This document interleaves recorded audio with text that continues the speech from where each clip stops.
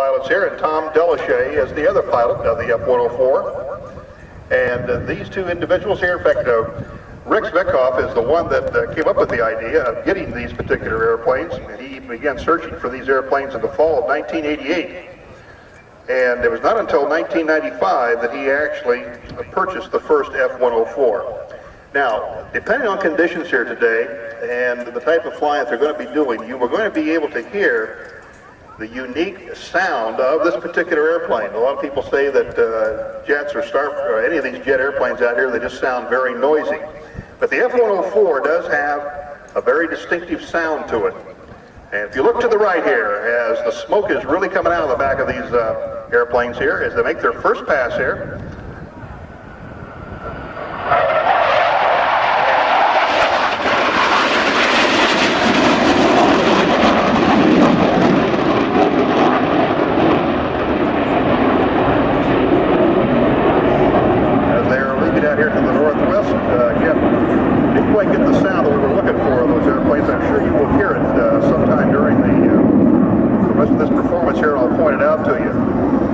These particular airplanes, this particular airplane has a nickname to it. It's called the Missile with a Man in it.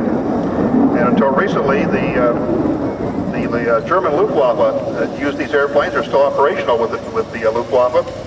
And one interesting thing about this is if you ever get a chance to go down and look at these airplanes, you will notice something that is a little bit different than any other airplane, and that is the leading edge of the wing. The leading edge of the wing on this particular airplane is kept almost at a razor-sharp edge. And in fact, there are some very special procedures about covering the edge, leading edge of that wing when you're doing maintenance work on the aircraft. And the reason for that is so that the maintenance people don't accidentally bump into it real hard, because it can, believe it or not, cut your skin. That's how razor-sharp they keep the leading edge of that wing. Now, as Rick and Tom come back in front of us here, we're going to have the speed a lot more than it was the last time. Last time they were doing about 350 knots. They say this time they're going to be doing closer to 550. And you're going to be seeing them pull up vertically out of this formation here.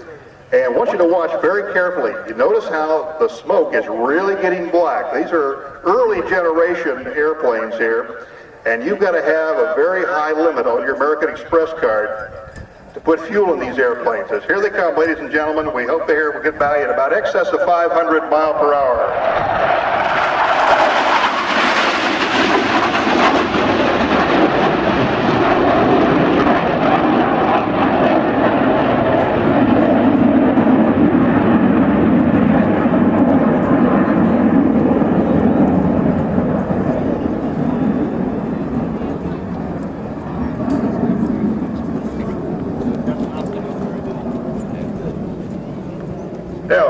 Rick and Tom are going to be coming around. We're going to cut this demonstration a little bit short here today. They are going to be coming around, I believe this time for a landing, or we'll do one final pass and a pitch out to a landing. Might just mention here too that one of the sponsors for the F-104 Starfighters is Gulf Coast Avionics, which is right across the way here from us. And in fact, some of you that might have been out here last night, the 104s did arrive and put on quite an interesting show here for the people, as Gulf Coast Avionics was having their opening house over there last night.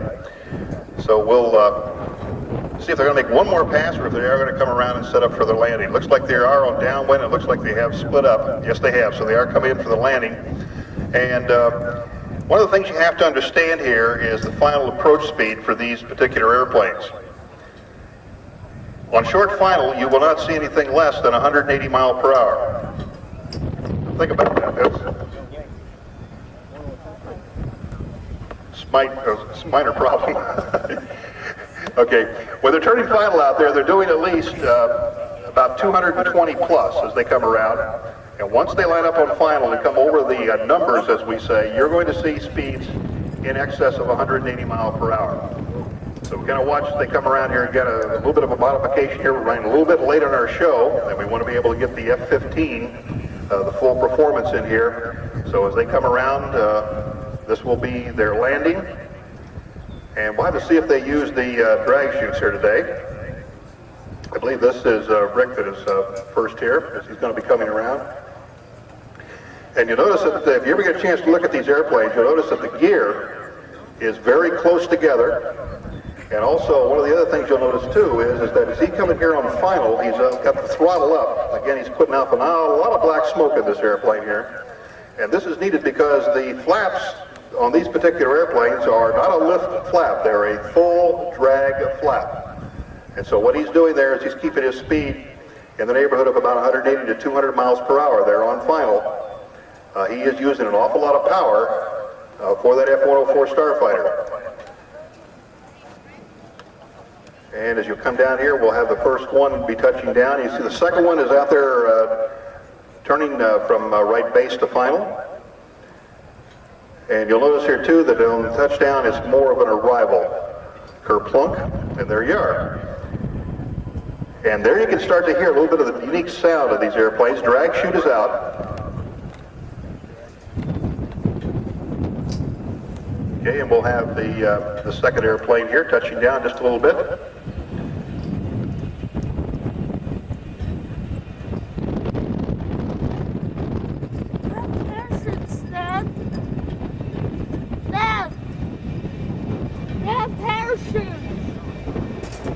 Okay, second airplane. I believe that is Tom that is touching down there. And touchdown, and we should see the drag chute here momentarily. There it is.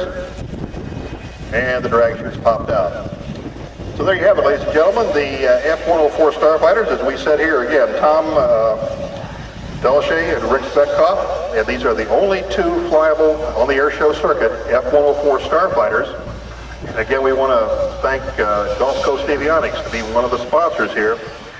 These fantastic airplanes. Again, we cut the demonstration a little bit short here so that we can get a full demonstration in of the F-15 as they will be coming into position here in just a little bit as soon as the F-104 is clear. One of the things we have to do here, because they did use the drag chutes, is make sure that those are picked up. And we do have people out there. He just dumped his drag chute. You can notice the car down there, or the pickup truck that's going out to pick it up. And we'll have the next one come around the corner here in just a few minutes.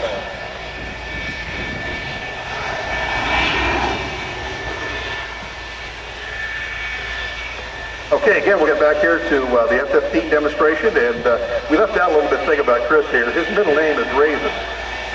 Not like the fruit, but Chris Raisin Kane.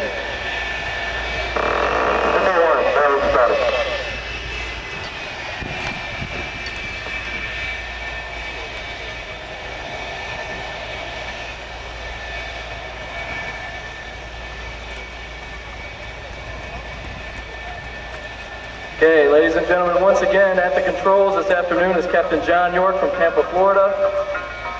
Launching Captain York will be Tech Sergeant Al Sanders from Fort Valley, Georgia. Staff Sergeant Heriberto Padilla.